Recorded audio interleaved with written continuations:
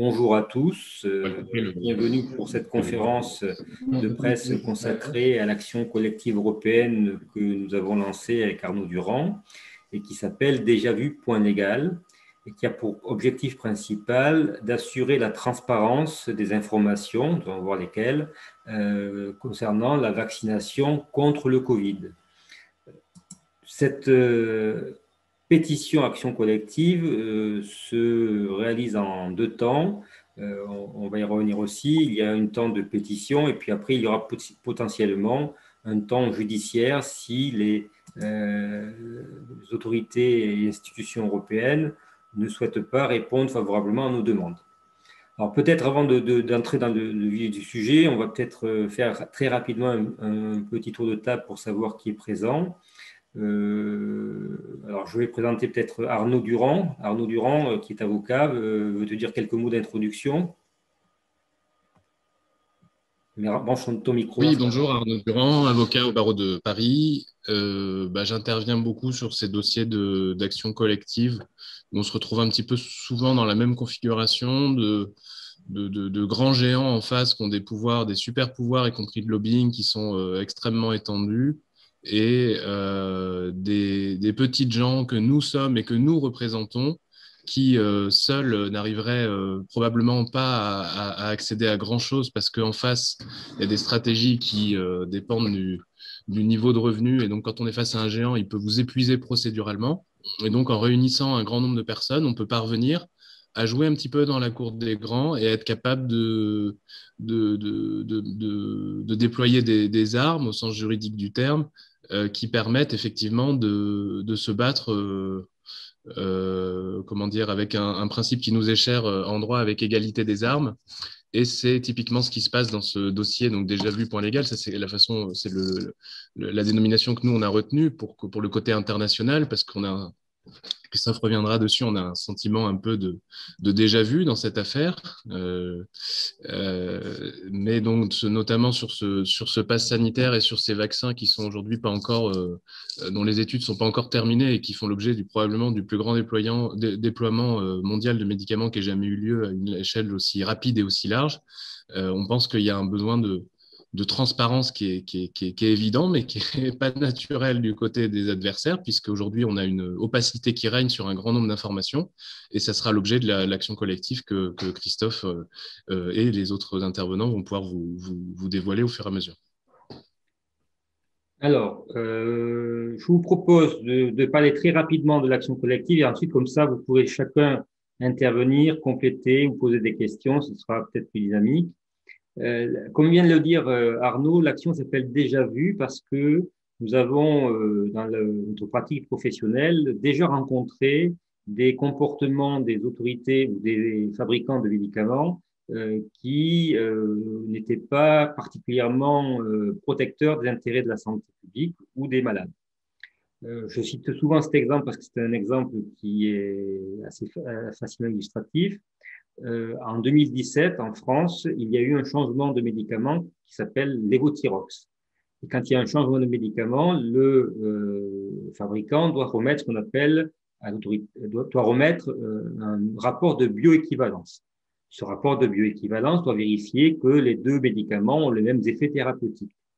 Le rapport de bioéquivalence pour le Levothyrox, c'est un document de 2000 pages avec des centaines et des milliers de données statistiques qui permettaient de comparer la réaction de 25 à 200 personnes sur le changement du médicament. Ce rapport de 2000 pages a été remis à l'ANSM et l'ANSM, donc l'autorité française du médicament, a considéré que ce rapport était bon et a validé le changement de médicament. Sauf que lorsqu'on gratte un petit peu l'information, on se rend compte que jamais la NSM n'est allée examiner le rapport en lui-même. Donc les 2000 pages, ils ne savaient même pas ce qu'il y avait dedans. Ils ont fait confiance au fabricant.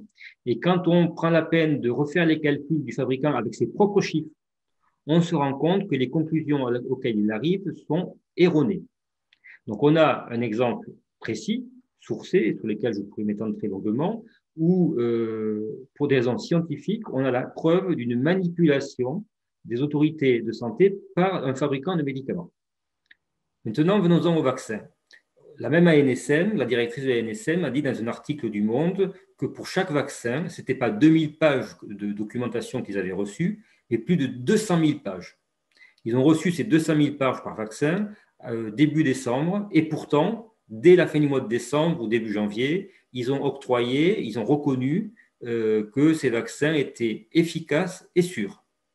On comprend très bien qu'ils n'ont pas eu le temps, ils n'ont pas pu examiner les 200 000 pages de documentation. Donc, ce qu'ils ont fait, c'est simplement qu'ils ont fait confiance aux conclusions contenues dans ces fameux rapports remis par les fabricants. Et je trouve que c'est un peu léger compte tenu quand même des questions qui sont en jeu, et il est donc tout à fait légitime que des citoyens européens réclament des comptes.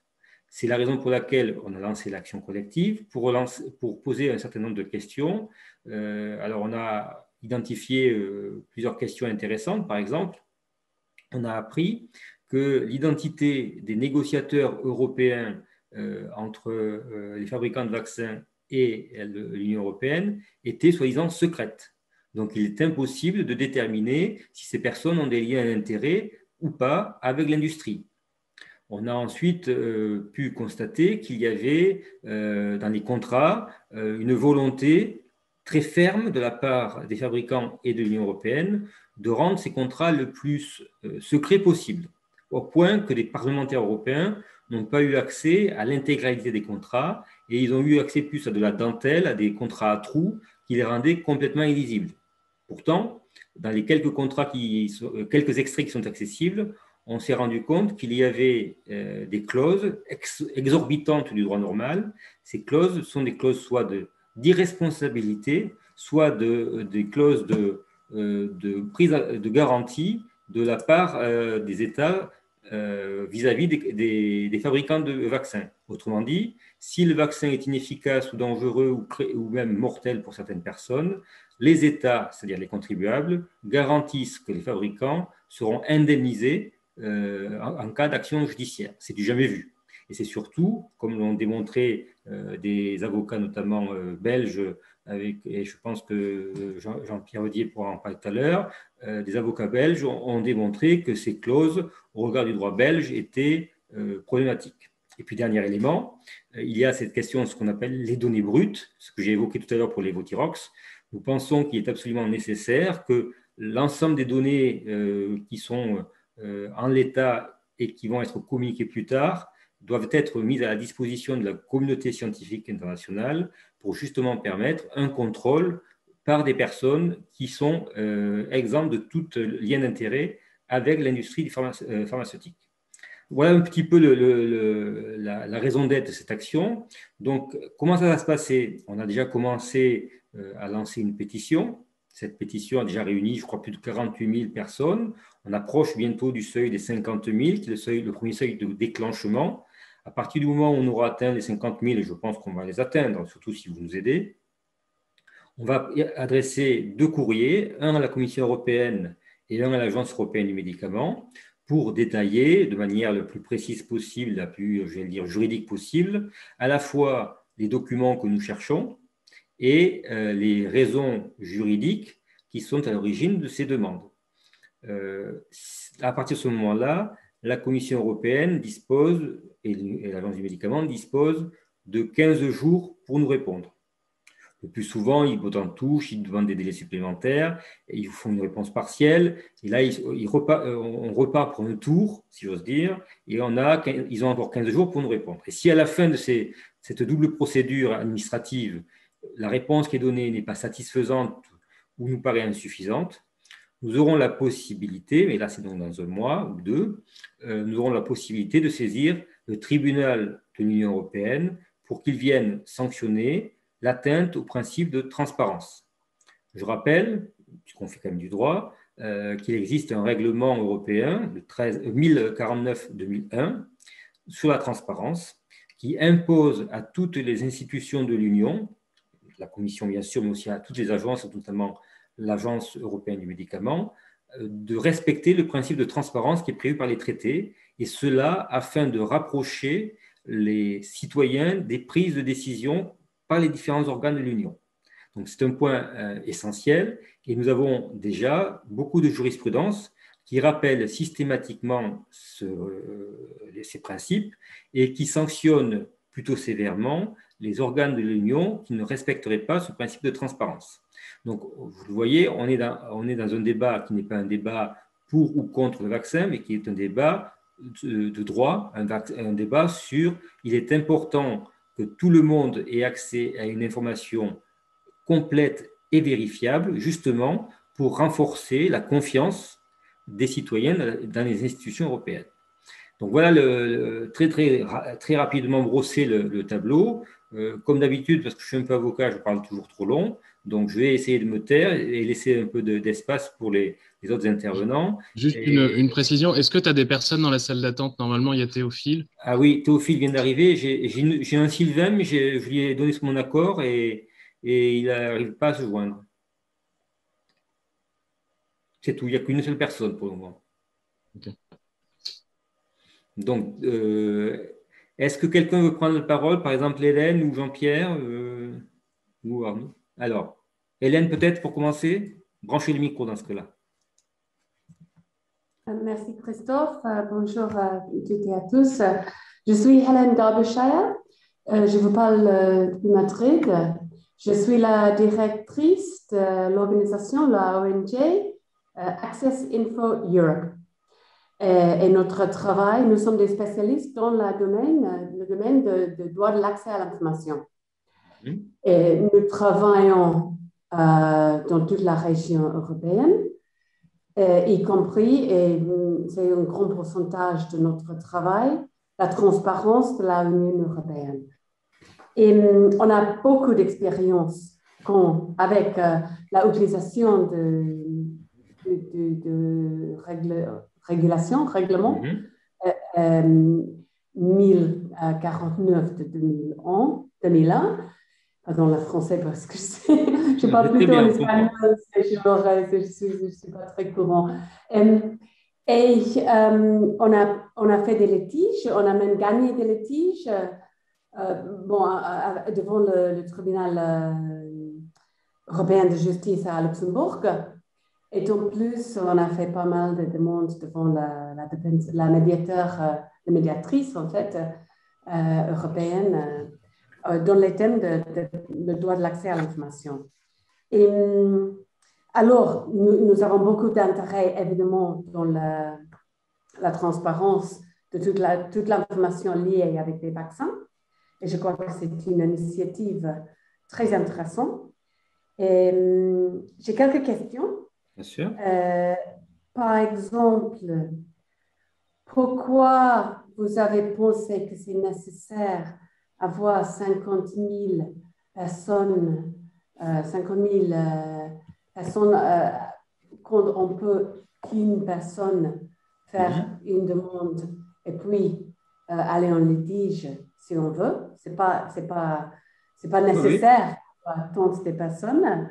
Mais bon, ça me semble intéressant comme, en tant que campagne, mais ce n'est pas nécessaire. Et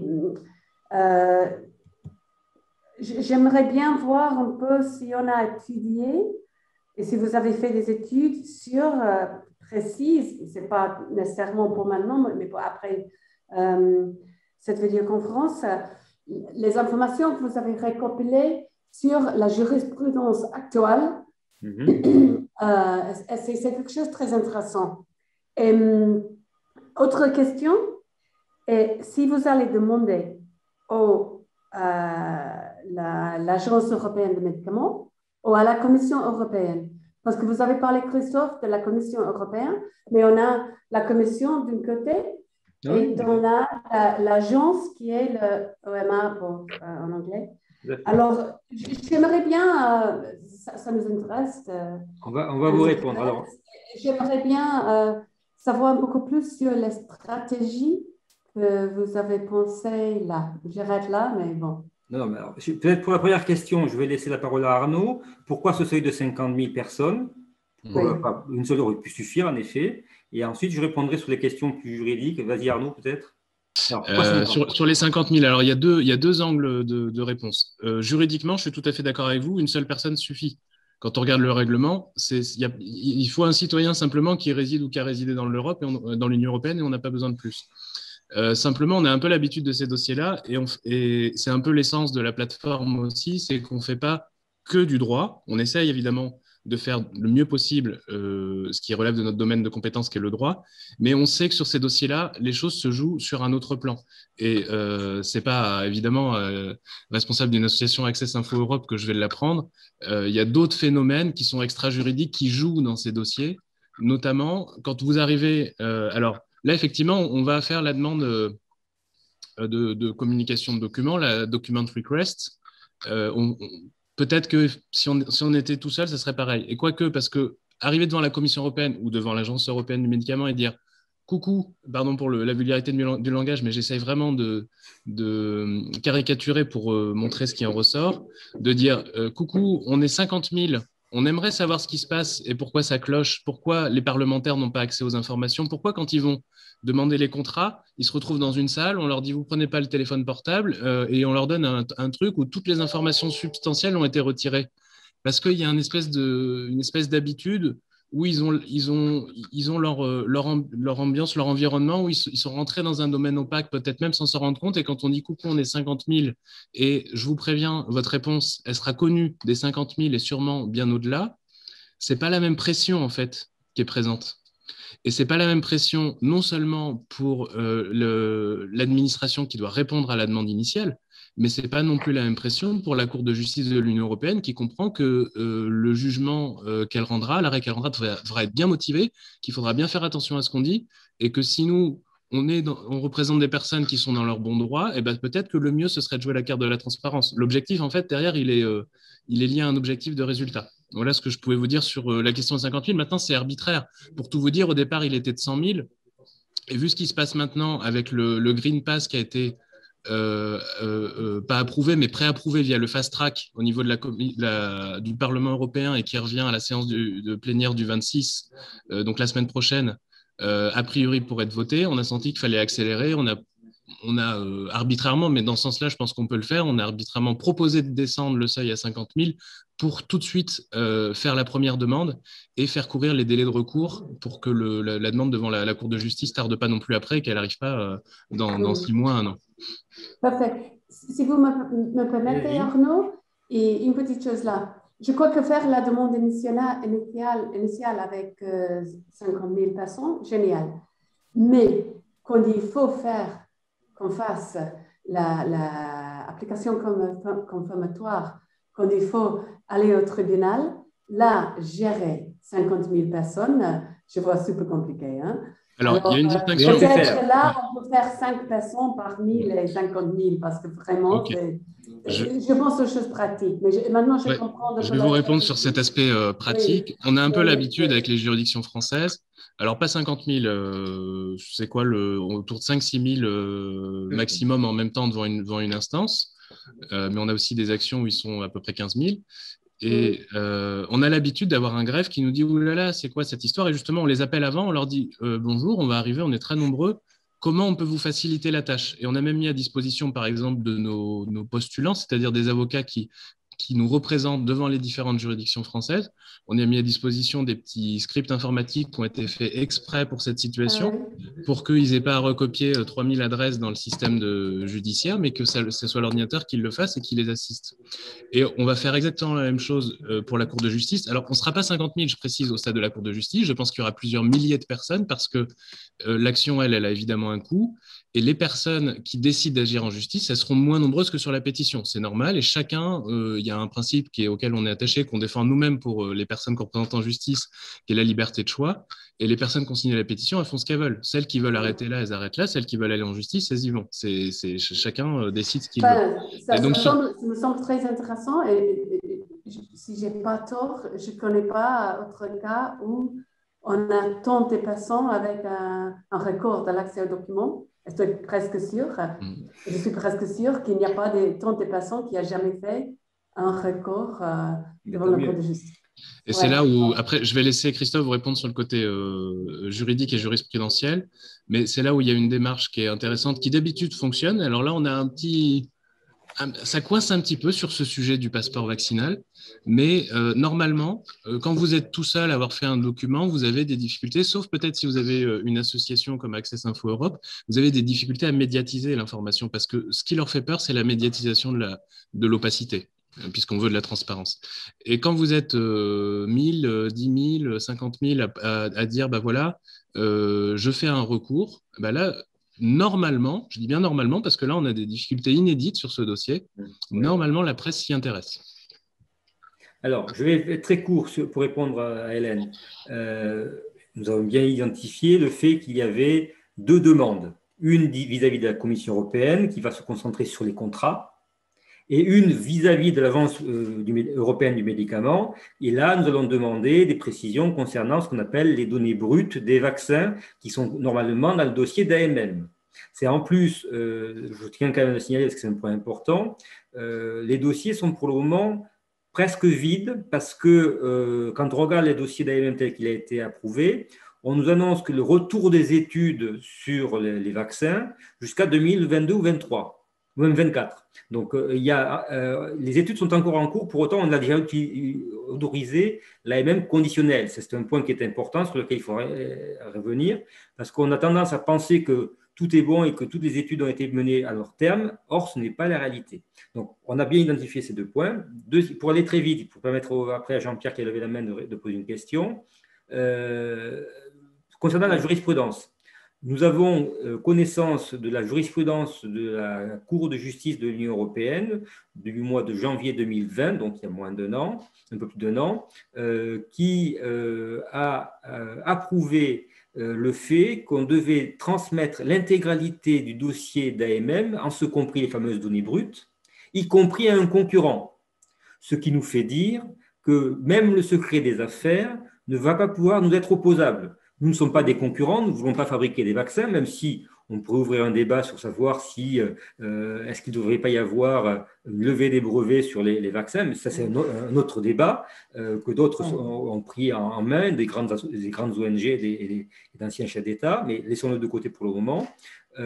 Donc la question aujourd'hui, c'est de se dire, on veut avoir accès à ces informations, non pas pour vous concurrencer, mais parce que l'information sur la santé publique est plus importante que la protection des intérêts patrimoniaux des industriels.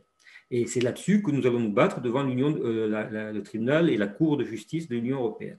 Donc, on a de la jurisprudence. Je ne dis pas qu'on va arriver à avoir toutes les informations que l'on veut, mais on a des éléments qui nous permettront quand même de montrer à la Commission notamment que son comportement est pour le moins curieux. Encore une fois, c'est le fait que la Commission, par exemple, refuse de révéler l'identité des négociateurs, c'est incompréhensible, soi-disant parce qu'il faut leur éviter d'être sous pression. Sous pression de qui? Pas des citoyens, sous pression certainement des personnes avec qui ils travaillent. Donc voilà ce que je pouvais dire. Jean-Pierre a levé la main pour poser une question ou pour intervenir. Cette question des vaccins, de l'obligation vaccinale et des passeports vaccinaux, ce sont des questions que l'on se pose déjà depuis très longtemps. Vous savez que moi, je considère cette crise comme l'effet d'un tsunami.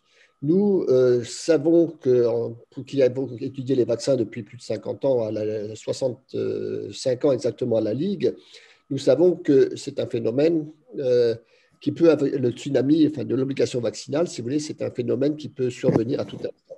Sachez que nous, la Ligue et d'autres associations, EFVV, AMCIB, une association espagnole, avons déjà déposé un recours dès le mois d'octobre 2020 contre le règlement européen UE 2020-1043 qui permettait l'accélération des procédures de mise sur le marché des vaccins.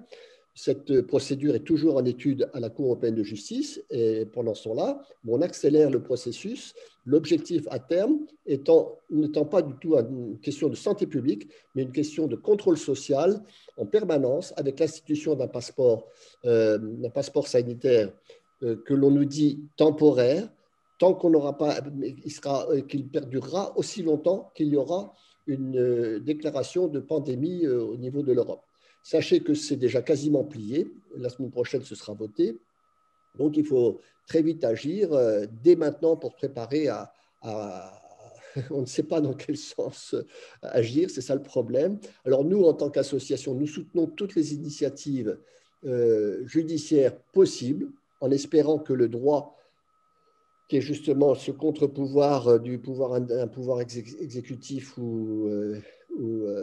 enfin, législatif ou exécutif qui part oui, on espère que le pouvoir judiciaire existera encore.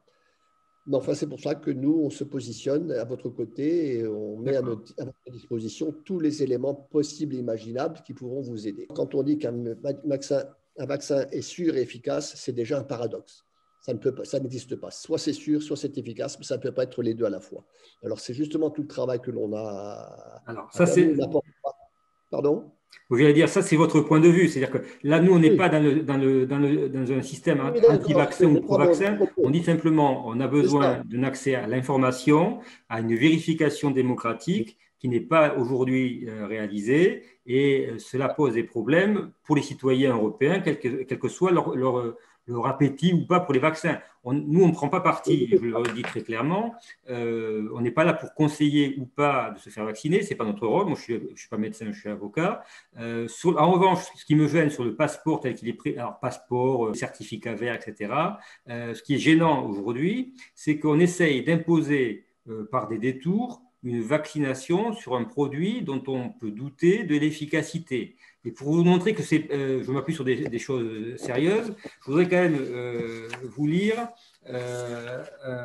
une note qui a été rédigée par le directeur des affaires juridiques du ministère de la Santé française, et une note qui a été transmise au Conseil d'État le 28 mars 2021, donc très récemment. La question qui était posée au Conseil d'État, c'était de savoir, moi, monsieur X, 84 ans, j'ai été vacciné, est-ce que je peux maintenant circuler librement partout en France ? Et le directeur des affaires juridiques du ministère de la Santé écrit au Conseil d'État la chose suivante. Même lorsqu'il y a une efficacité sur les personnes concernées, le vaccin ne les empêche pas de transmettre le virus aux tiers. L'Agence européenne du médicament a rendu publiques les données relatives à l'efficacité et la sécurité des différents vaccins.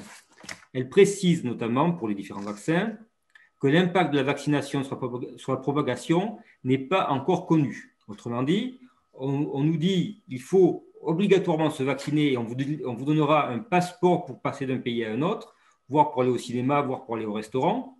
Mais en réalité, les autorités de santé disent qu'il n'est pas établi que la vaccination a un impact sur la propagation du virus. Donc là, il y a quelque chose qui n'est pas logique et qui est, somme toute, disproportionné entre la volonté d'imposer le vaccin et l'existence de passeport. C'est la raison pour laquelle, mais ça sera dans un deuxième temps, on pourra éventuellement, pays par pays ou au niveau européen, prendre des recours judiciaires contre ce fameux passeport vaccinal. Le danger, si vous voulez, c'est la perte de nos valeurs démocratiques, de notre droit à contester, le droit au débat, etc. C'est là où c'est très dangereux, si vous voulez, cette situation nous préoccupe au plus haut point. Sachez que j'ai fait faire des études sur la transparence des traités et le respect des traités par l'Union européenne. Pour ma part, moi, je suis plus naïf et direct, c'est-à-dire que je vois surtout qu'il y a un marché qui s'est ouvert et puis qu'il y a des lobbyistes qui forcent ce marché, qui est le plus grand marché probablement médicamenteux, qui n'a jamais été ouvert comme ça aussi rapidement et aussi largement. Et déjà ces procédés-là qu'on voit à travers les lobbyings qui sont faits à Bruxelles, on se rend compte de la puissance adverse. Et c'est déjà, je pense que face à ça, il y a quand même un argument qui normalement doit marcher, qui est la transparence. C'est-à-dire que toutes ces personnes-là, même quand elles sont dans le camp adverse, elles ont du mal à dire « Ah non, non, la transparence, c'est pas légitime ». Évidemment, ils essayent de passer à travers le filet de la transparence, mais c'est difficile pour les interlocuteurs auxquels on s'adresse, que ce soit les personnes qui vont répondre à la document request, que ce soit les magistrats qui vont être amenés à trancher, de dire « Ah non, non, il ne faut pas de transparence ». Et c'est pour ça qu'on a choisi cet angle-là. C'est qu'au-delà de tous les débats qu'il peut y avoir sur la consistance de cette épidémie, qui varie du tout au tout selon les interprétations, au-delà de ses conséquences en termes socio-économiques, etc., c'est qu'il y a un point d'entrée dans cette chose compliquée qui est le dossier passeport vaccinal, c'est la transparence. Ils n'ont pas le droit de refuser, entre guillemets, mais quand je vous dis ils n'ont pas le droit, là, c'est même d'un point de vue moral, c'est très difficile pour eux de dire non. Et l'idée, c'est que derrière, une fois si on y accède, parce qu'on ne peut pas garantir évidemment d'avance le succès, si on accède à cet aspect-là, à mettre à nu un certain nombre d'informations, l'identité des négociateurs, les vrais prix, les vraies clauses de déresponsabilisation des laboratoires, parce que j'aimerais juste rappeler que si un laboratoire est responsable de son produit, c'est pour que son produit soit de qualité. Et donc, à partir du moment où vous supprimez la responsabilité d'un laboratoire, la qualité baisse, c'est automatique puisqu'il n'a plus d'enjeux.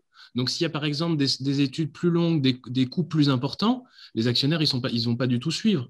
Donc, à partir du moment où vous n'avez plus le risque de devoir supporter la responsabilité d'un produit, la qualité baisse, c'est automatique. Et donc, voilà, l'idée, c'est vraiment que la transparence soit la pierre angulaire de cette attaque. Elle est évidemment complémentaire avec d'autres. On n'a aucune prétention à ce que cette attaque suffise. Peut-être même qu'elle échouera, je dois le dire. On ne peut pas être certain. Mais on met vraiment le maximum de chances du côté de la transparence pour qu'elle puisse percer.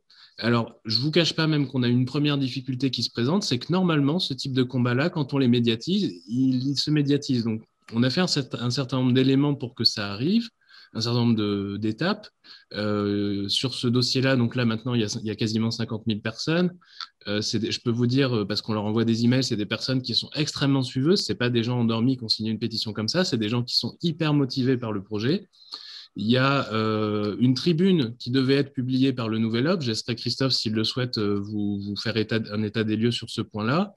Il y a un communiqué de presse qui a été diffusé hier dans toute l'Europe, qui a été traduit dans 5 langues et qui a été adressé via une agence de presse à un grand nombre de réseaux journalistiques. On a vraiment une difficulté à mettre ce dossier-là sur la scène publique parce qu'il y a une espèce de tension aujourd'hui. C'est un peu comme l'histoire du consentement, quand il a fallu rappeler que même dans les EHPAD, il fallait le consentement des personnes que les médecins entendaient vacciner. Il y avait une espèce de leitmotiv, c'est dire non, mais il y a l'urgence, donc on oublie un peu tous ces trucs-là. C'est ce que disait Jean-Pierre aussi tout à l'heure. Alors, je n'irai pas jusqu'à ce que vous disiez sur la Constitution qui est mise de côté, elle est toujours là, mais il y a effectivement des processus d'urgence qui prennent le relais des voies démocratiques habituelles. Et ça, il y a des procédures pour ça, elles sont valides. Le problème, c'est que là, ça porte atteinte à des principes qui sont les fondements même de la démocratie, et notamment celui de la transparence. Et c'est pour ça qu'on a pensé que c'était une pierre angulaire vraiment importante, sans pouvoir vous garantir aujourd'hui, compte tenu d'un des atouts qui sont les nôtres habituellement, qui aujourd'hui n'est pas encore là, donc je préfère vous en alerter que de le cacher. La médiatisation aujourd'hui ne suit pas encore sur ce dossier. Vous permettez que je réponde ? Permettez que je réponde. Oui, en effet, c'est pour ça que je vous dis, nous soutenons toutes les initiatives judiciaires, quelles qu'elles soient, dont la vôtre, et c'est pour ça que je suis heureux d'être avec vous aujourd'hui, parce que c'est nécessaire, votre combat est utile, est important. Et je vous dis, moi, nous avons soutenu jusqu'à maintenant de nombreuses actions. Je vous dis, la première que l'on a faite contre le règlement européen 2020-2043, on s'aperçoit que le temps de la justice n'est pas le même que le temps des politiques. Ok. Est-ce que M. Vergallo veut intervenir ou poser une question? Si le micro refonctionne. Oui, bonjour. Bonjour, monsieur. J'ai dû passer sur mon portable parce que mon ordinateur. Et je vous remercie beaucoup de m'avoir donné la possibilité de participer. Je suis bombardé en ce moment par plusieurs types d'informations. Je suis tombé sur cette conférence de presse pour participer à laquelle j'ai fait demande, mais je ne sais pas si j'ai le titre pour être là. Je suis un fonctionnaire de l'Union européenne qui travaille dans la coopération internationale. Je me trouve en ce moment au Liban, mais je suis très, très fort intéressé par tout ce qui concerne la situation actuelle provoquée dans tous les domaines, dans tous les secteurs, démocratie, respect des droits de transparence et autres, qui est causé par le Covid. Et c'est pour ça, c'est à ce titre que je suis là. Et je comprends que votre angle d'attaque soit l'obligation de transparence de la part de la Commission européenne et de l'Agence du médicament. Je vous confirme tout ce que vous avez dit. Normalement, la Commission européenne a 15 jours pour répondre et après, on est soumis, bien sûr, aux obligations du code de conduite, code de bonne conduite administrative, quelque chose comme ça. pour lequel, s'il y a une infraction, il y a la possibilité de recourir devant le tribunal, donc, de l'Union européenne. Et je dois vous dire que je suis en train, donc je fais un travail je fais partie d'un petit groupe de fonctionnaires de la Commission européenne qui est en train de suivre tout ce qui se fait du point de vue, tout ce qui se fait tout ce que la Commission fait dans le domaine des propositions législatives. Donc, disons, la proposition de règlement pour le passeport digital pour permettre de reconquérir la liberté de circulation au sein de l'Union européenne a été un peu le déclencheur d'un intérêt qui a grandi beaucoup tout récemment. Mais il y a plusieurs, comme Monsieur Jean-Pierre le disait, il y a beaucoup d'enjeux qui sont là. Et ce que je peux vous dire, je n'ai pas de questions, mais ce que je peux vous dire, c'est que donc, dans ce travail de vigilance qu'on fait sur notre employeur, qui est la Commission européenne, il y a des membres de ce collectif qui sont très proches de la direction générale qui s'occupe des questions de santé et qui est à l'origine de la proposition de règlement pour le Digital Pass. Mais donc, comme le collectif il est ouvert à tout fonctionnaire, on n'est pas obligé d'être très proche des secteurs qui sont actifs en ce moment. Mais donc, j'ai fait un travail personnel de recherche, surtout le site du Parlement européen est très bien fait. Et je peux vous dire seulement ça, et après je me tais, que ça fait déjà des années que la Commission européenne travaille sur le vaccin. C'est-à-dire qu'il y a des documents, par exemple, que je viens de découvrir qui concernent des études menées auprès de l'opinion publique générale, donc européenne, sur le niveau d'acceptation du vaccin. Et tout ça, maintenant, on voit bien que moi, je considère ça comme un travail de préparatoire pour après essayer de pousser les gens à se vacciner parce que c'est juste ce que vous dites. Là, pour l'instant, tous les pays protègent la liberté de choix. Mais en ce moment, en Italie, qui est le pays qui a ouvert la danse, il y a un décret, il y a une proposition de loi pour obliger le personnel sanitaire de se vacciner avec des sanctions qui vont jusqu'à la perte du salaire pendant 6 mois. Donc, je crois que vous faites très bien de maintenant demander de la transparence pour ce qui a été le processus d'autorisation commerciale des vaccins. Mais là, je rejoins plutôt M. Jean-Pierre pour dire que c'est une affaire beaucoup plus globale qui est centrée sur le vaccin. Parce que je ne sais pas pourquoi, on pense que le vaccin, ça va être la solution de tous les problèmes. Il y a déjà des scientifiques et des médecins qui le disent en France. Donc, voilà. Si je peux être d'aide, écoutez, n'hésitez pas, je voudrais bien rester en contact avec vous. Il y a des hauts fonctionnaires de l'Union européenne qui réfléchissent un petit peu en dehors des cadres, c'est toujours bon à savoir. Ça fait 1 heure que nous avons commencé. Si vous n'avez pas d'autres questions ou d'autres interventions, je pense que le plus simple, c'est maintenant de conclure. Je crois qu'en plus, on a tous d'autres engagements par ailleurs. Donc, je vous remercie d'avoir participé. ce n'est que la première pierre d'une construction ou la première étape d'un long chemin qui sera semé d'embûches et d'impressions, d'après ce que nous avons vécu jusqu'à présent. On vous en dira plus sur l'espèce de pseudo-censure que nous avons vécue avec le Nouvel Obs, puisque nous avions un accord pour l'application de la tribune la semaine dernière et on a appris il y a maintenant une demi-heure, une heure, que tout compte fait, le Nouvel Obs refusait de publier la tribune.